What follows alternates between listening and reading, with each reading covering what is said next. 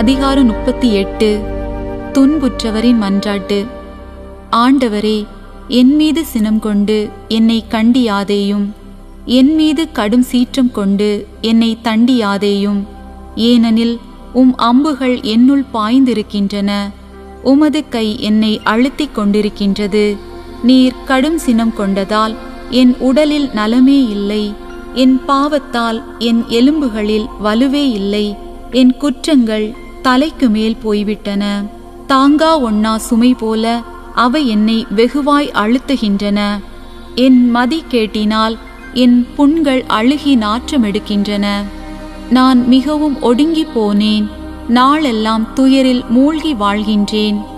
என் குடல் முற்றிலும் வெந்து போயிற்று, என் உடலில் சற்றேனும் நலமில்லை. நான் வலுவற்று போனேன், மிகவே நொறுங்கி போனேன். என் இதய கொதிப்பினால் நான் கதறுகின்றேன். என் தலைவரே, என் பெருமூச்சு எல்லாம் உமக்கு தெரியும். என் வேதனை குரல் உமக்கு மறைவாயில்லை. என் உள்ளம் வேதனையால் துடிக்கின்றது, என் வலிமை என்னை விட்டு அகன்றுவிட்டது.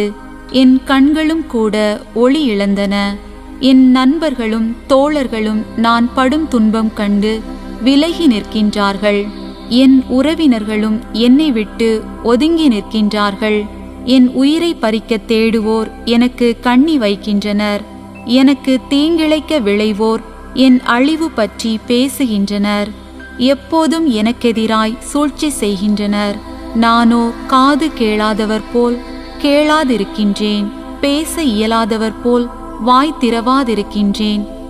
செவிப்புலனற்ற மனிதர் போலும் மறுப்புரை கூறாத நாவினர் போலும் நான் ஆகிவிட்டேன். ஏனெனில் ஆண்டவரே, நான் உம்மையே நம்பியிருக்கின்றேன். என் தலைவராகிய கடவுளே, எனக்கு செவிசாய் தருளும். அவர்கள் என்னை பார்த்து களிக்க இடமளியாதீர். என் கால் தடுமாறினால் அவர்கள் பெருமை கொள்வார்கள் என்று சொன்னேன். தடுமாறி விழும் நிலையில் நான் இருக்கின்றேன். எப்போதும் வேதனையில் நான் உழல்கின்றேன். என் குற்றத்தை நான் அறிக்கையிடுகின்றேன். என் பாவத்தை எண்ணி நான் கலங்குகின்றேன். வீணாக என்னை வெறுப்போர் பலராய் உள்ளனர், காரணமின்றி பகைப்போர் வலுவாய் உள்ளனர். நன்மைக்கு பதிலாய் எனக்கு அவர்கள் தீமை செய்கின்றார்கள். நன்மையே நாடும் என்னை அவர்கள் பகைக்கின்றார்கள். ஆண்டவரே, என்னை கைவிடாதேயும். என் கடவுளே, என்னை விட்டு அகன்று விடாதேயும். என் தலைவரே, என் மீட்பரே, எனக்கு துணை செய்ய விரைந்து வாரும்.